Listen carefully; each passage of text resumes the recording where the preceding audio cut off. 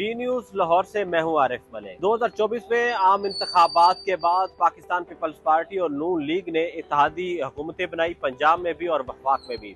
इस पंजाब के अंदर उन्होंने मामलात चलाने के लिए पाकिस्तान पीपल्स पार्टी और नून लीग ने एक पावर शेयरिंग कमेटी बनाई। इस पावर शेयरिंग कमेटी का मकसद ये था कि जो पीपल्स पार्टी के जो तहफ़्फ़ुज़ात, जो मुतालबात हैं, इस पावर शेयरिंग कमेटी के जरिए हल किए जाएंगे। इस पावर शेयरिंग कमेटी के अंदर नए वज़ीर आज़म इसहाक़ डार, मुशीर वज़ीर आज़म Rana Sanaullah, speaker Punjab assembly Malik Ahmad Khan, senior minister Maryam Aurangzeb, जबकि पीपल्स पार्टी की जानिब से साबिक़ वज़ीर आज़म राजा परवेज़ अशरफ, गवर्नर पंजाब सलीम हैदर खान, हसन मुर्तज़ा और पीपल्स पार्टी के पार्लिमानी लीडर सैयद अली हैदर गिलानी इस कमेटी के अंदर शामिल थे।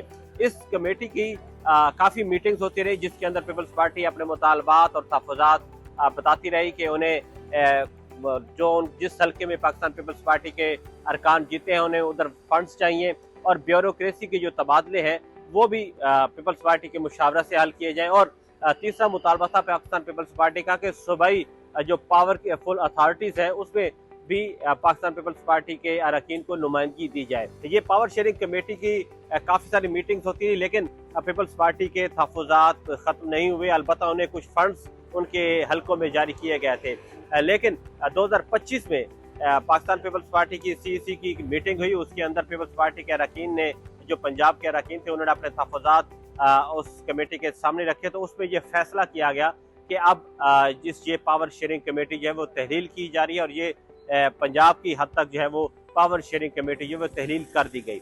अब एक साल गुजरने के बावजूद पीपल्स पार्टी ने और नून लीग ने कोई पावर शेयरिंग कमेटी की मीटिंग नहीं की। अब ये मीटिंग जो है उसमें तय हुआ था कि सदर आसिफ अली जरदारी बराह रास्त वज़ीर आज़म शहबाज शरीफ से जो है वो मुज़ाकरात करेंगे और पीपल्स पार्टी के जो तहफ़्फ़ुज़ात हैं वो दूर करवाए जाएंगे। लेकिन पीपल्स पार्टी के पार्लिमानी लीडर सैयद अली हैदर गिलानी का ये कहना है कि हमारे कोई भी तहफ़्फ़ुज़ात दूर नहीं किए गए, अलबत्ता कुछ फंड ज़रूर जारी किए गए थे, लेकिन जो हमारे 3 से 4 मुतालबात और तहफ़्फ़ुज़ात थे वो दूर नहीं किए गए। किसी सूबाई अथॉरिटीज़ की जो कमेटीज़ हैं उनमें शामिल नहीं किया गया। तो उनका ये कहना था कि नून लीग जो है हम उनके इत्तेहादी हैं, लेकिन नून लीग हमारे साथ मिलकर जो है वो हुकूमत पंजाब में नहीं चला रही। दूसरा उनका ये भी कहना था कि अब मामला जो है वो आज सदर आसिफ अली जरदारी देख रहे हैं और वही फैसला करेंगे कि अब मजीद इसके आगे क्या करना है, क्या हमने हुकूमत में रहना है या नहीं रहना। दूसरा सियासी तजज़िया नगारों का ये कहना है कि ये जो कमेटी थी ये कुल का किरदार दोनों जमातों के दरमियान अदा कर रही थी।